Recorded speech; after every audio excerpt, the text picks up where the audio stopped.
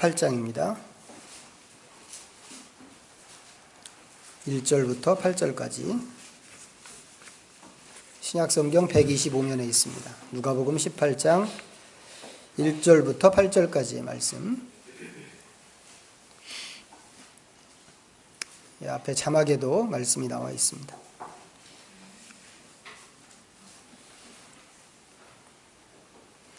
찾으셨으면 우리 다 같이 합독으로 읽겠습니다. 누가복음 18장 1절부터 8절 시작.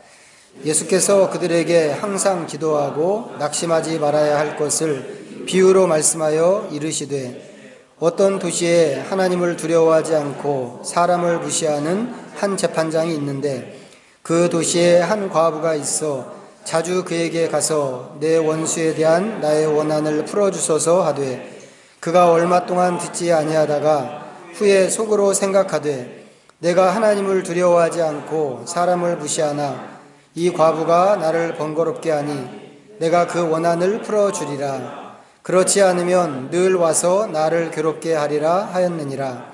주께서 또 이르시되 불의한 재판장이 말한 것을 들으라. 하물며 하나님께서 그 밤낮 부르짖는 택하신 자들의 원한을 풀어주지 아니하시겠느냐. 그들에게 오래 참으시겠느냐. 내가 너희에게 이르노니 속히 그 원한을 풀어주시리라. 그러나 인자가 올 때에 세상에서 믿음을 보겠느냐 하시니라. 아멘. 오늘은 특별 찬송을 최영희 전도사님께서 아닌가요? 예, 나오시죠. 전도사님 이제 곧 생신이신가 봐요. 그래서 하나님께 감사의 찬양을 좀 드리시겠다고 그러셨습니다. 14년 동안 나그네 인생에서 하나님의 은혜를 지켜주신 하나님의 은혜를 하나님하고 찬양합니다. 마이크 이만큼 갖다 드리시죠. 네.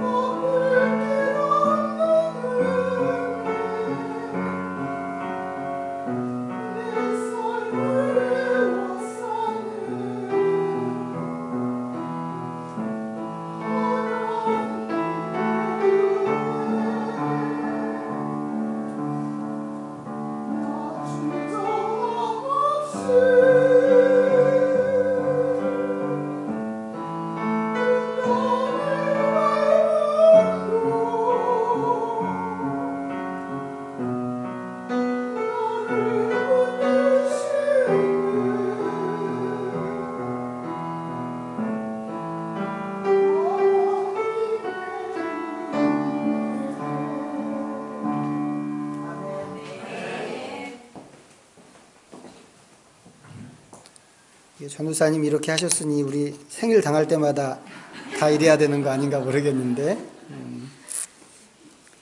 자원하시면 항상 기회가 있습니다.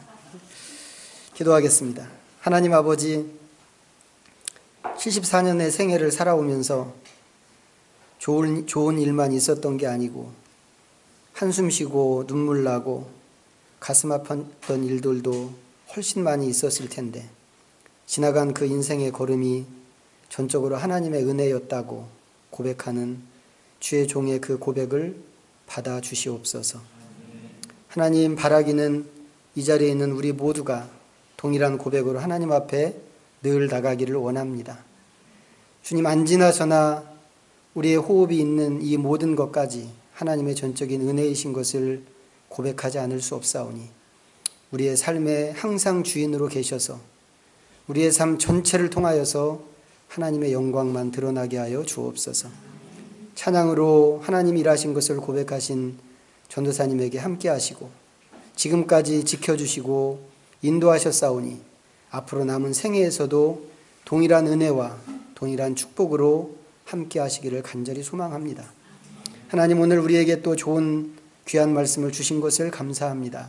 우리가 말씀에 귀를 기울이고 우리의 시선을 고정시키기를 바라오니 말씀을 통하여서 말씀하시고자 하는 것을 단 하나라도 놓치지 않는 귀하고 복된 시간 되게 하여 주시옵소서. 예수님의 이름으로 기도드립니다. 아멘. 자, 오늘도 우리가 너무 잘 아는 말씀을 읽었습니다. 전도사님 찬양이 너무 제가 감동이 돼갖고 눈물이 나네. 자, 이 말씀이 무엇을 의도하고 있는 말씀인가? 1절에 보면 딱 규정을 하고 시작하고 있죠. 자, 일단 이 이야기는 비유입니다. 비유는 뭔가요? 비유는 어떤 현상이나 사물을 직접 설명하지 않고 다른 비슷한 현상이나 사물에 빗대서 설명하는 것을 비유라고 한다고 사전에 보면 그렇게 정의되어 있습니다. 어떤 현상이나 사물을 직접적으로 설명하지 않고 이런 식으로 설명하는 이유는 이렇게 설명할 때 더 잘 이해하기 때문에 그럴 것입니다.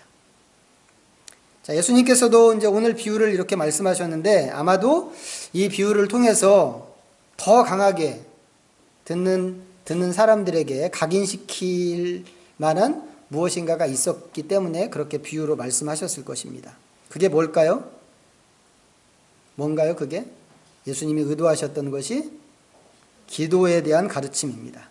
항상 기도하고 낙심하지 말아야 할 것을 가르치기 위해서 오늘 이 비유를 말씀하셨단 말이죠. 자, 그런데 8절 후반부에 보면 또 이런 말씀도 있습니다. 그러나 인자가 올 때에 세상에서 믿음을 보겠느냐 하시니라. 자, 이 구절 때문에 우리는 이 말씀이 또 믿음에 관한 말씀이라고 하는 것을 알 수 있죠. 자, 그러면 생각해 보세요. 지금 읽은 이 이야기는 기도에 관한 이야기일까요? 믿음에 관한 이야기일까요? 제일 좋은 태도는 둘 다라고 생각하는 거죠. 둘 다 나와 있으니까. 예수님께서는 이 비유를 통해서 끈질긴 기도도 말씀하셨고 또 믿음도 말씀하시는 것입니다. 그런데 이게 한 단락 안에 있단 말이죠. 한 단락 안에. 그래서 제 나름대로 결론을 어떻게 내렸냐면 끈질기게 기도하는 것이 곧 믿음이다. 이렇게 결론을 내렸습니다. 기도하는 것 자체가 하나님에 대한 믿음의 표출이고 그것도 포기하지 않고 끈질기게 기도한다면 그런 기도야말로 하나님을 인정하는 하나님의 하나님 되심을 인정하는 온전한 믿음이라고 이렇게 결론을 내렸습니다. 잘한 것 같은가요? 제가 보기에도 잘한 것 같습니다. 자, 그래서 이제 이렇게 끝나면 안 되잖아요. 이렇게 결론을 내렸으니까 어떻게 해야 되겠어요? 기도를 열심히, 그렇지, 끈질기게 열심히 해야 합니다. 보이는 것이 없어도. 또 어떤 때는 기도했는데 기도 응답이 없는 것처럼 여겨질 때가 있단 말이죠.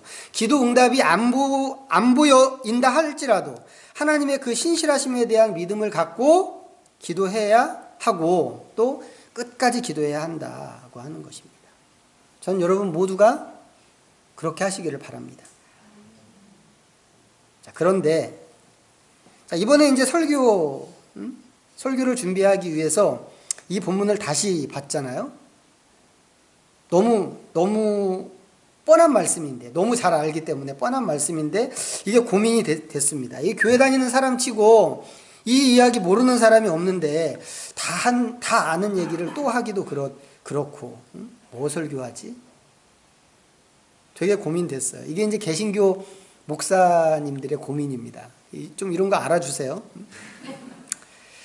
우리가 이제 지난 한 주 동안 이제 큐티 말씀 묵상하면서 이제 빌립보서 묵상했잖아요. 그리고 이제 지난 금요일 기도회 때는 이제 빌립보서 3장 갖고 기도를 했는데 3장에 보니까 이제 이런 얘기가 나옵니다. 3장에 너희에게 같은 말을 쓰는 것이 내게 수고로움이 없고 너희에게는 안전하니라. 같은 이야기를 반복한다고 한다면 그것이 오히려 우리 믿음을 점검하고 우리 믿음을 견고하게 하는데 도움이 된다고 하는 그런 이야기입니다. 그러니까 다 아는 말씀 읽고 다 아는 이 얘기를 설교한다고 또 설교한다고 하더라도 사실 이게 고민할 거리는 아니라는 얘기죠. 바울의 말에 의하면 오히려 그렇게 하는 것이 우리한테 더 유익이 될 수 있습니다. 그리고 더 안전합니다. 그런데도 불구하고 목사님들 보면 이렇게 다 아는 말씀, 너무 잘 알기 때문에 쉽게 여겨지는 그런 말씀을 대하면 고민이 된단 말이죠. 차라리 모르는 말씀을 대하면 더 좋을 것 같아요. 근데 다 알기 때문에 이게 고민이 됩니다. 똑같은 성경 읽고 또 똑같은 설교를 해야 할까? 신부님들은 이런 고민 안 합니다. 그냥 주어진 설교를 전하기만 하면 되니까. 개신교 목사님들만의 고민인데 그래서 목사님들을 보면 목사님들 중에 머리 빠진 사람들이 많습니다. 일종의 직업병인데 좀 썰렁했나요? 자, 그런데 이제 이렇게 다 아는 이야기라고 생각했는데 이번에 이제 이 말씀을 보면서 새로운 사실을 발견했어요. 두 가지. 하나는 예수님께서 이 얘기를 그들에게 말씀하셨다고 하는 사실입니다. 그렇게 되어 있죠? 그들에게. 그들이 누구일까요? 주께서 또 이르시되 아닌데 1절 1절 예수께서 그들에게 이렇게 어쩌고 저쩌고 비유로 말씀하여. 그들이 누구일까요? 앞장에 나온 사람들이죠. 17장 20절부터가 이제 바로 앞에 나오는 단락인데 20절에 누가 나오나요? 바리새인들이 나옵니다. 그리고 22절에 가면 제자들이 또 나오죠. 18장으로 넘어와서 우리가 이 과부와 재판장 비유를 읽었는데 이 비유는 예수님께서 바리새인과 제자들에게 주시는 말씀이다 라고 하는 겁니다. 근데 예수님이 밑도 끝도 없이 이런 얘기를 그 사람들한테 툭 던진 것은 아닐 거라는 거죠. 사람의 말이라고 하는 게 그런 식으로 되어 있지 않고 늘 어떤 맥락 속에서 이야기를 합니다. 우리도 그렇죠. 맥락에 맞게 이야기를 하는 게 우리의 의사소통의 방식이란 말이죠. 예수님께서 지금까지 바리새인과 제자들을 상대로 뭔가를 이야기하셨습니다. 그리고 지금 우리가 읽은 이 말씀을 하시는데 그렇다면 오늘 본문은 이 앞에 있는 단락과 어느 정도의 맥락 속에 있는 말씀일 수 있겠다라고 하는 것입니다. 근데 무슨 얘기 하셨어요? 앞에서 하나님 나라에 대해서 이야기하셨습니다. 그러니까 오늘 본문은 하나님 나라하고 관련 지어서 읽어야 하는 말씀일지도 모른다는 거죠. 이렇게 읽는 게 타당하다고 생각이 되는 이유가 또 있는데 오늘 본문 마지막 절 8절에 보면 인자가 올 때라고 표현하기 때문에 그렇습니다. 인자가 올 때, 인자가 언제 오시나요? 인자는 예수님이시죠. 언제 오시나요? 이 세상 다 끝날 때. 예수님이 오시는 것으로 세상의 역사가 끝나는 거란 말이죠. 그렇게 되면 하나님 나라가 완성이 되는 겁니다. 이래서 앞뒤에 있는 이런 맥락을 볼 때 오늘 본문은 하나님 나라라고 하는 그 관점과 연결지어서 읽어야 원래 의도대로 읽을 수 있다라고 하는 생각이 든다고 하는 겁니다. 이게 요번에 이제 제가 이 본문을 읽으면서 새롭게 발견한 첫 번째 중요한 점입니다. 두 번째 발견한 것은 이 말씀이 단순히 그냥 기도 열심히 하라는 이런 말씀이 아니라고 하는 겁니다. 사실 저는 지금까지 그렇게 생각했어요. 강청하는 기도를 해라. 포기하지 말고 끝까지, 하나님이 포기하실 때까지 기도하라는 그런 말씀이라고 지금까지 생각을 해왔습니다. 아마도 여러분도 그렇지 않나요? 여러분들도 대부분이 그렇게 생각하지 않았을까 싶은데, 그런데 가만히 보니까 이 이야기에서 예수님께서 일관되게 말씀하시는 내용이 따로 있더라는 거예요. 뭘까요, 그게? 반복적으로 말씀하시는 주제가 바로 원한을 풀어주는 것입니다. 찾으셨나요? 이 짧은 본문에서 8절밖에 안 되는 짧은 본문에서 원한을 풀어준다는 이야기가 4번이나 반복됩니다. 그러니까 예수님이 말씀하신 선명한 주제로서 기도와 믿음이 있고, 그리고 이야기 안에 내포되어 있는 원한이라고 하는 주제가 또 있는 거란 말이죠. 오늘 우리가 할 일은 뭐냐면 이런 주제들을 어떻게 한 고리에 딱 걸어서 이어 붙일 수 있을까 하는 것을 찾는 겁니다. 이제 말씀으로 들어가겠습니다. 자, 지금까지는 서론이었어요. 자, 어떤 도시에 재판장이 있었습니다. 그런데 그 재판장은 하나님을 두려워하지 않고 사람을 무시하는 재판장입니다. 재판장은 아시겠지만 분쟁을 조정하는 사람이죠.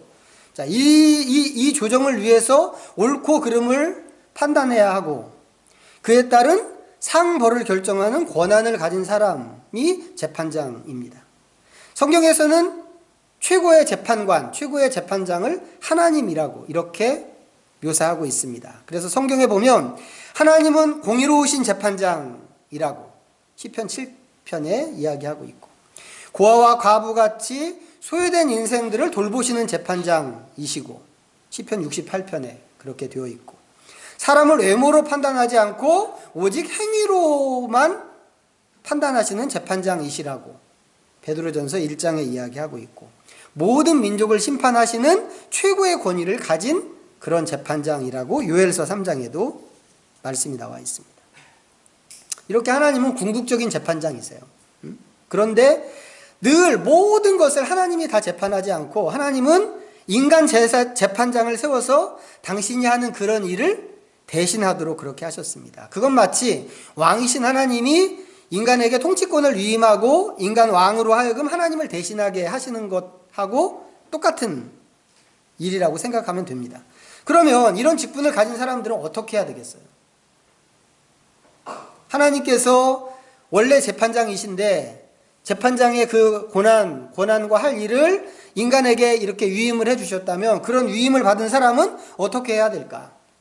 당연히 하나님을 대신하는 것이기 때문에 하나님의 관점을 쫓아서 일하는 게 옳은 이치란 말이죠. 그래서 성경에 보면 재판하는 사람은 어떻게 재판을 해야 하는가에 대해서 기준을 정해준 그런 내용들이 있습니다. 한 군데만 보면 레위기 19장을 한번 보겠습니다. 레위기 19장 구약성경 앞에 175페이지입니다. 구약성경 앞쪽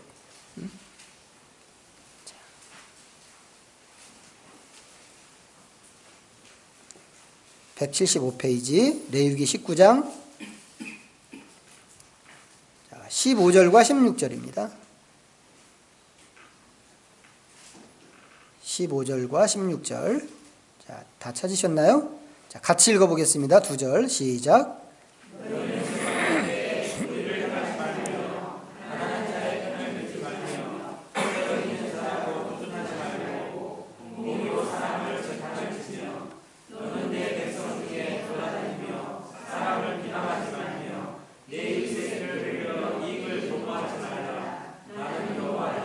자, 여기 말고도 사실 재판장에 대한 이야기는 성경 여러 곳에 나옵니다. 그런데 성경 전체를 다 합친다고 하더라도 재판장이 가져야 하는 최고의 미덕, 그것은 한 가지로 귀결이 됩니다. 뭔가 하면 바로 공정함입니다. 빈부귀천, 남녀노소 할 것 없이 모든 사람에 대해서 공정한 재판장이 하나님이 원하시는 좋은 재판장이란 말이죠. 그렇게 해야 억울한 사람이 생기지 않습니다. 하지만 재판장도 사람이란 말이죠. 사람이기 때문에 아는 사람, 돈 많은 사람, 나한테 잘해주는 사람, 뭐 권세 있는 사람을 대할 때는 팔이 안으로 굽을 수 있는 거죠. 뭐 꼭 그렇게 내가 이 사람한테는 잘해줘야지, 저 사람한테는 그냥 대충 해야지, 이런 마음에 작정하지 않는다고 하더라도 얼마든지 그렇게 될 수 있다고 하는 것입니다. 문제는 그렇게 가까운 사람이고 뭐 아는 사람이라고 해서 한쪽으로 치우치는 것은 하나님이 원하시는 게 아니라는 것이죠. 그렇기 때문에 재판장에게 있어서 더 중요한 태도가 있다면 그것은 하나님을 두려워하는 마음입니다. 조금 아까 읽은 말씀에 보니까 16절 끄트머리에 보니까 뭐라고 돼 있어요? 나는 여호와니라. 너는 이렇게 하고 이렇게 하고 이렇게는 하지 말고 이렇게는 하지 말아라 라고 이야기하면 그걸로 사실 기준이 끝나는 건데, 그 뒤에다가 나는 여호와니라 라고 딱 붙여놨어요. 하나님이 원하시는 것이 무엇인지 놓치면 안 된다 라고 하는 것이죠. 그게 있어야 하나님의 뜻대로 재판하고 바른 판단을 내릴 수가 있는 겁니다. 그런데 오늘 본문에 나오는 재판장은 어떤 사람이라고요? 하나님을 두려워하지 않는 재판장입니다. 하나님을 두려워하지 않는다는 것은 재판 과정에서 하나님이 정하신 기준 같은 것은 중요하지 않다는 그런 뜻일 수 있습니다. 문제는 이 사람이 하나님을 두려워하지 않는다고 하더라도 공정하게 재판을 처리하는 사람이라면 좋겠는데, 이 사람은 사람을 무시하는 재판장이기까지 합니다. 재판장은 사람들 사이에 일어나는 일을 판단하는 사람이라고 그랬죠. 그렇다면 재판장은 사람에게, 다른 어떤 것보다 사람에게 관심을 가져야만 합니다. 바른 재판장이 되기 위해서는 우선적으로 해야 하는 일이 이거란 말이죠. 사람을 유심히 보고 그 사람이 하는 말을 충분히 귀담아 듣고 그 다음에 판단해야 합니다. 그렇게 하기 위해서 무엇보다도 필요한 것은 사람을 존중하는 마음이어야 하죠. 그런데 이 재판장한테는 그런 마음이 없습니다. 이렇게 되면 자칫 피해를 입게 되는 것은 누군가요? 재판을 받는 사람이죠.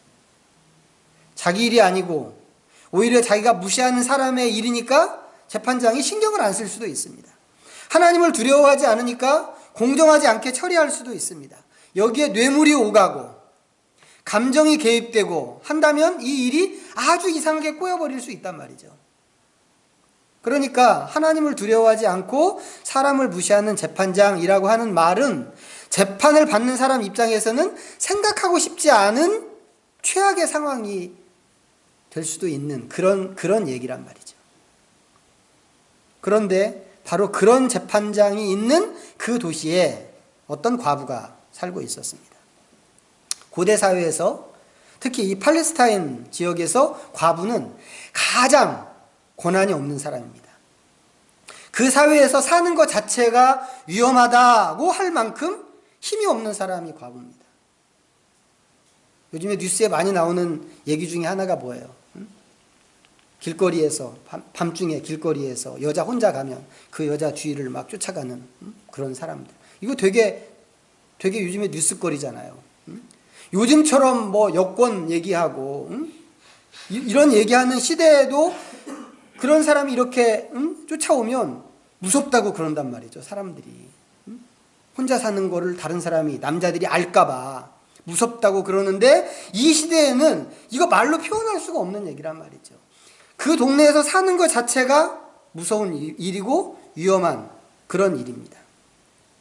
앞에 나온 재판장은 그 도시에서 최상위 권력층이라고 이야기할 수 있는데, 비해서 과부는 그 사회에서 가장 밑바닥에 있는 사람이 과부입니다. 그런 과부였는데 이 과부는 그를 해롭게 하는 원수가 있었고 그 원수에 대한 원한이 있었습니다.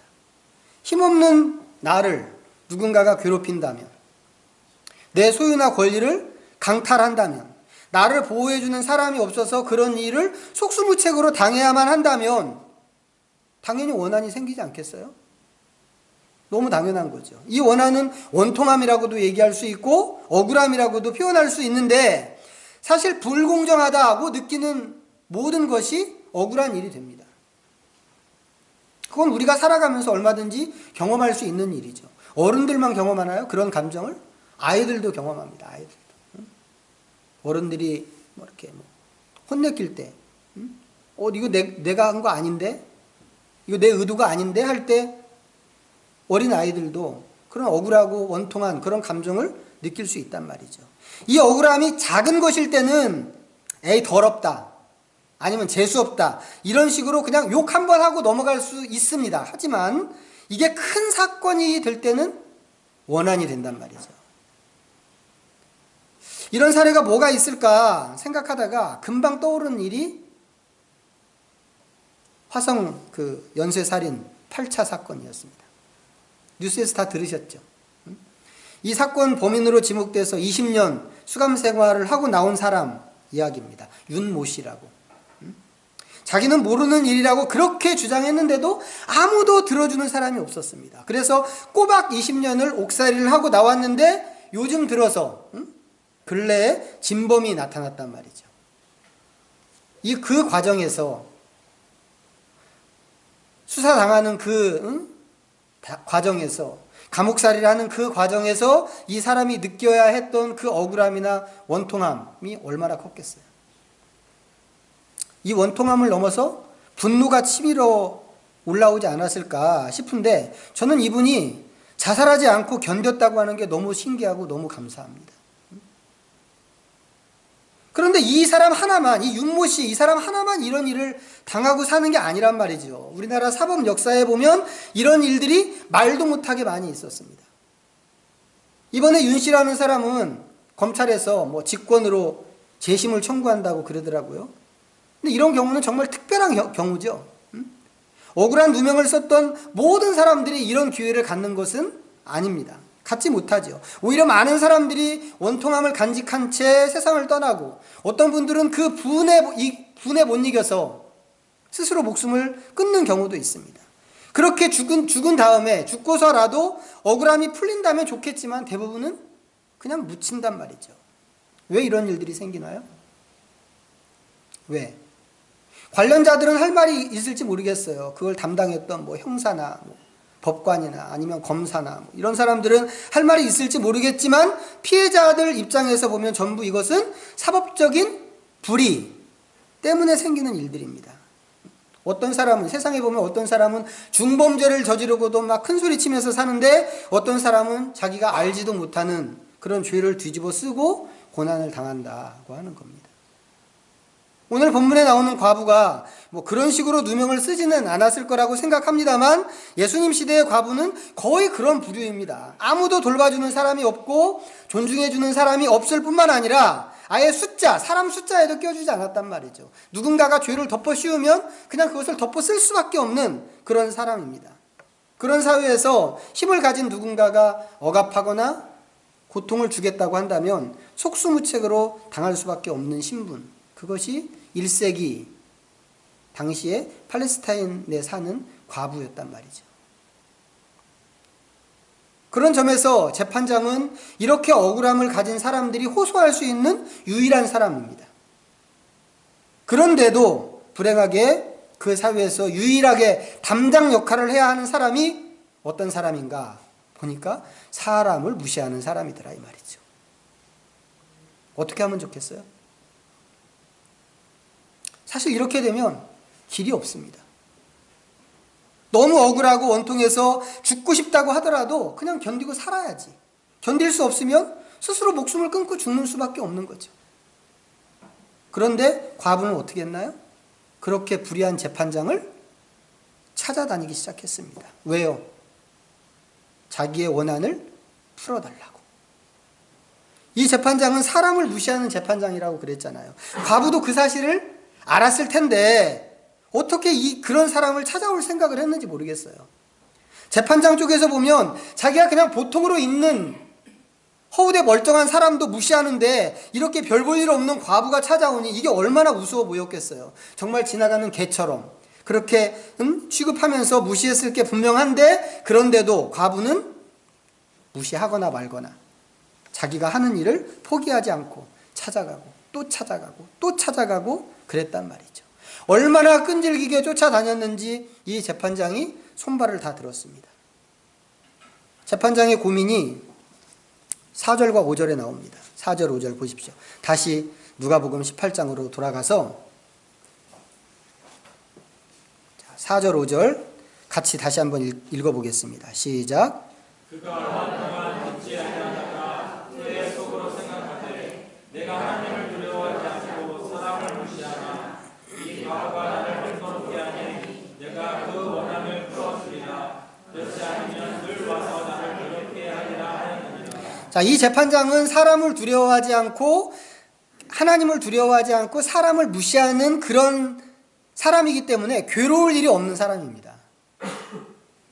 그런 사람이 이제 괴로워하고 있단 말이죠. 여기서 괴롭게 하리라 이 말은 눈탱이를 때려서 멍들게 한다 이런 말이에요. 원래 그 헬라어의 그 원래 의미가. 재판장이 눈탱이를 맞아갖고는 이렇게 시퍼렇게 꺼멓게 멍들어 있으면 이게 뭐가 되겠어요? 수치를 주고 명성에 먹칠을 한다고 하는 그런 의미입니다. 그러니까 이 사람이 천하에 무서운 게 없는 사람인데 포기하지 않고 끈질기게 찾아오는 이 과부 때문에 지금 미칠 지경이 됐단 말이죠. 그래서 과부의 원한을 풀어주기로 한 것입니다. 그렇다고 해서 이 사람이 과부한테 무슨 호의를 베푼 거 아니죠. 원한을 풀어주는 것은 원래 이 사람이 해야 하는 임무입니다. 임무. 책임이고 임무란 말이죠. 그리고 그 임무를 감당하지 않는 것은 사실 사법적인 불의에 해당하는 겁니다. 그런데도 이 재판장이 마땅히 해야 하는 그런 일을 안 하고 지금까지 빈둥거렸습니다.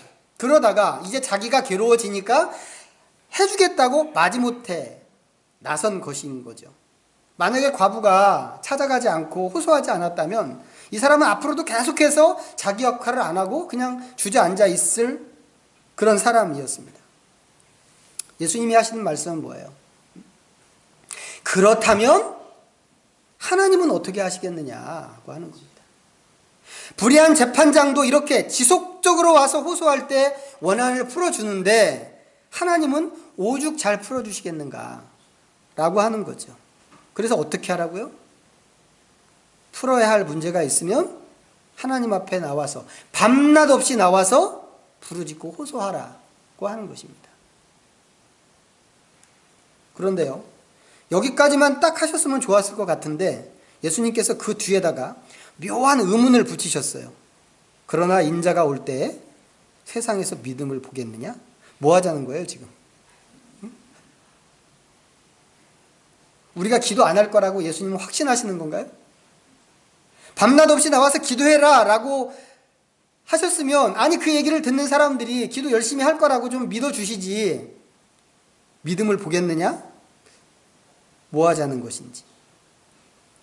앞에서 말씀드린 것처럼 인자가 올 때라고 하는 것은 하나님 나라와 관련된 표현이라고 그랬습니다. 정확하게 얘기하면 하나님의 왕국입니다. Kingdom of God. 하나님의 왕국이라고 해야 맞는데 이 나라는 예수님과 함께 오는 그런 나라입니다. 이미 여러 번 말씀드렸어요. 가는 나라가 아니고 우리가 가는 나라가 아니고 우리에게 오는 나라라고. 예수님의 초림으로 하나님 나라가 시작되고 예수님의 재림으로 그 나라가 완성되는 겁니다. 하나님 나라 특징은 뭐예요?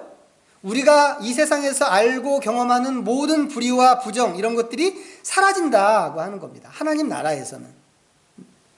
부정과 불의는 뭔가요? 아담과 하와가 하나님께 범죄하고 난 다음에 죄의 결과물로 생겨난 것들이 부정과 불의입니다. 우리를 병들게 하고 우리를 눈물 나게 하고 우리를 아프게 하고 고통스럽게 하는 모든 것들이 전부 여기에 해당하는 거란 말이죠. 그런 것들을 깨트려버리고 원래 하나님이 세우신 나라를 회복하자라고 하는 게 하나님의 계획입니다. 유대인들은 오래전부터 이 나라를 기다려왔는데 그 나라가 예수님과 함께 온 것입니다.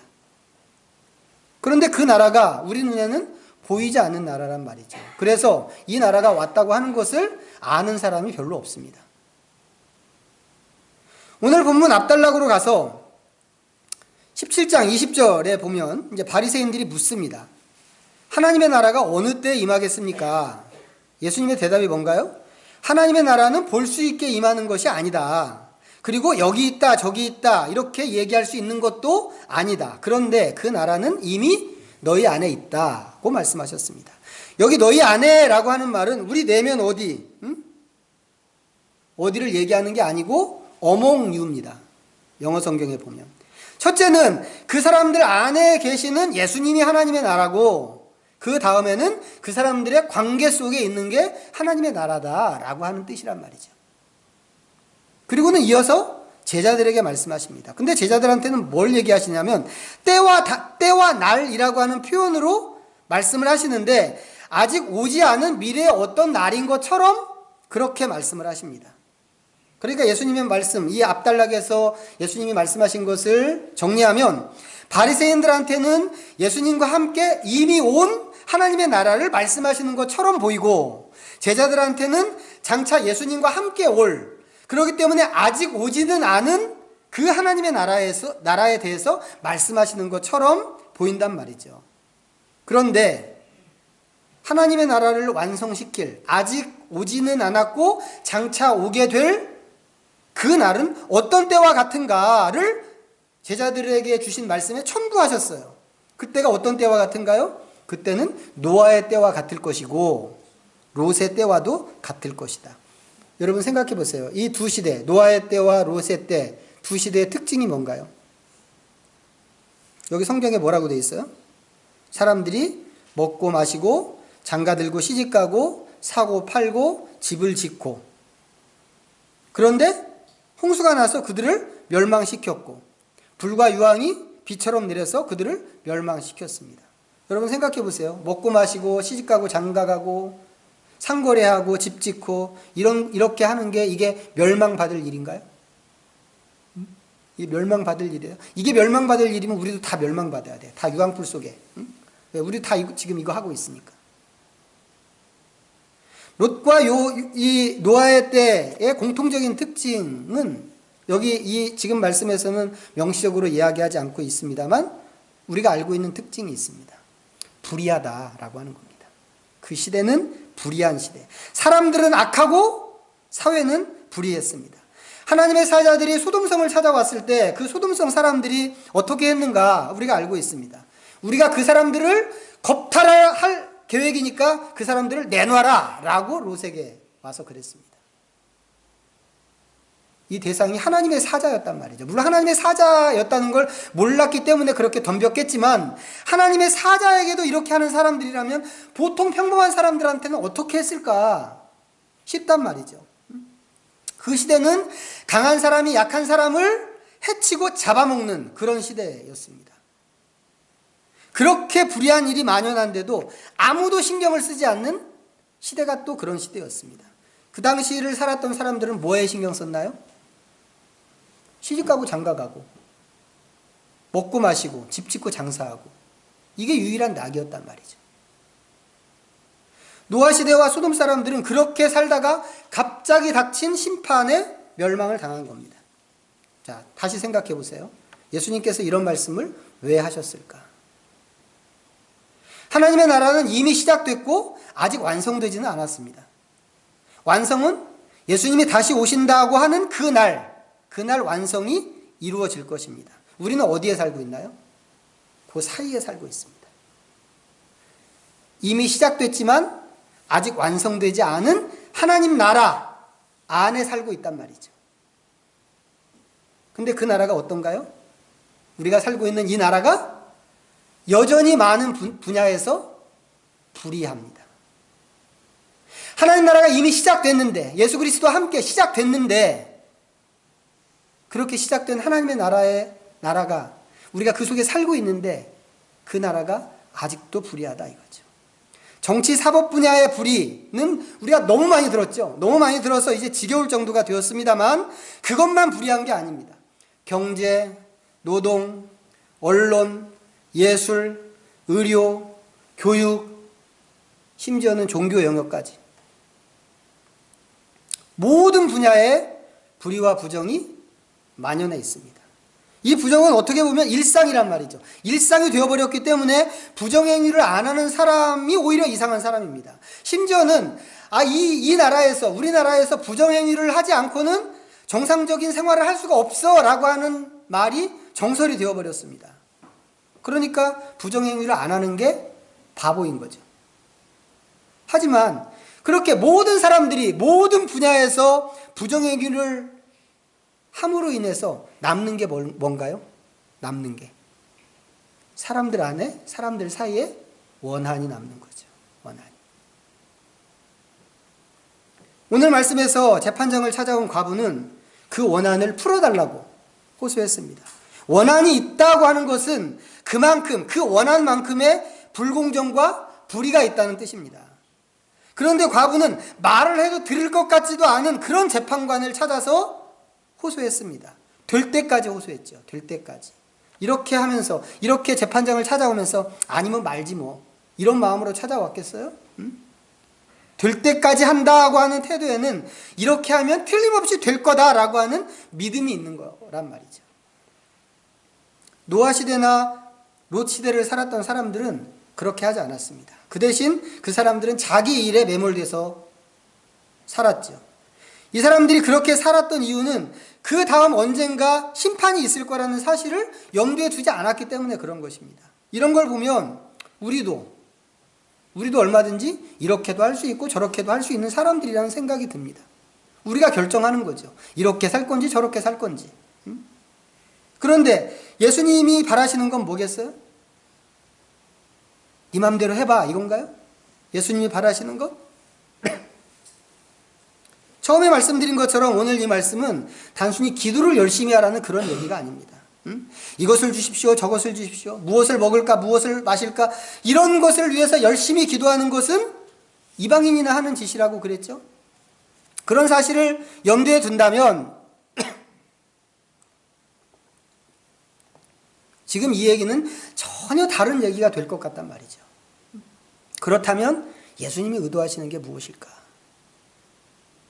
기도하라고 하는 것은 분명한데 예수님이 정말 마음에 원하시는 것은 무엇인가? 그것은 바로 이 시대의 부정과 불의, 그것 때문에 생기는 원한과 원통함을 위해서 기도하라고 하는 그런 얘기란 말이죠. 하지만 이런 주제는 어때요? 내가 당하기 전에는 항상 남 얘기입니다. 남 얘기. 그렇기 때문에 사회와 시대가 아무리 불의하다고 하더라도 대부분의 사람들은 그것에 관심을 갖지 않습니다. 그냥 멀리 서서 욕을 하죠. 아니, 세상이 다 그렇지 라고 냉소적으로 대하기가 훨씬 쉽습니다. 그러면서 자기 일에 더 매몰되고 그 자기 생활에서 빠져나오지를 못하는 겁니다. 예수님이 말씀하시는 것은 아무리 큰 부정이라고 하더라도, 아무리 큰 불의라고 하더라도, 그 세력이 너무 강해서 흔들릴 것 같지 않다고 하더라도 그것이 영원히 가는 것은 아니다 라고 하는 겁니다. 예수님 다시 오시고 하나님 나라가 완성되면 이런 것들은 전부 무너지게 되어 있단 말이죠. 그리스도인은 그것을 믿고 사는 사람들입니다. 그리고 그런 날을 꿈꾸는 사람들이기도 하죠. 불의가 없어지는 그런 날, 부정이 없어지는 그 하나님의 나라, 그 거룩한 하나님의 나라, 원망이 없는, 불공평함이 없는 그런 나라를 꿈꾸는 사람이 그리스도인이라고 하는 겁니다. 예수님이 바라시는 것은 그 믿음으로, 그 꿈으로 원한을 풀어주는 것을 위해서 기도하는 것이란 말이죠. 이 모든 불의가 제거되고 하나님의 뜻이 하늘에서 이룬 것 같이 땅에서도 이루어지게 해주십시오 라고 하나님의 나라를 위해서 기도하는 것입니다. 우리가 사는 세상은 우리한테 희망을 주기보다는 실망을 더 많이 주는 그런 세상입니다. 어떻게 보면 희망이라고 하는 것은 정말 눈꽃만큼도 찾아보기가 어렵다라고 생각할 때가 더 많죠. 그리고 이렇게 다 썩어 있는 이런 세상에서 나 하나 반듯하게 산다고 하는 게 무슨 의미가 있겠어? 이런 유혹과 낙심이 계속해서 몰려올 때가 있습니다. 그렇지만 이 모든 것을 뒤집으시는 하나님이 계시다고 하는 것을 우리가 기억해야 된다라고 하는 겁니다. 하나님은 이 현재 이 상황을, 이 부정과 불의와 그것으로 만들어진 이 수많은 원한들, 그것들이 가득 차 있는 이 상황을 완전히 역정시키는 하나님이신데 하나님은 틀림없이 그렇게 하실 거란 말이죠. 우리가 그것을 믿습니다. 중요한 것은 믿기 때문에 기도할 수 있단 말이죠. 여러분, 사회 정의, 기회 균등, 무슨 개혁, 아우 지겨워. 이렇게 할 일이 아니란 말이죠. 이런 것들이 전부 하나님의 일입니다. 하나님 나라의 왕으로서 이 부정과 불의가 만연해 있는 이 세상을 뒤집고 하나님의 나라를 가지고 와서 완성시키고자 하시는 하나님의 일이란 말이죠. 우리가 그런 나라를 꿈꾸면서 이 모든 부정과 불의와 이 원한과 억울함과 이런 것들을 위해서 기도하기를 하나님께서 오늘도 기다리신다고 하는 것을 우리가 기억했으면 좋겠습니다. 그래서 그리로 나아가야 하는 거죠.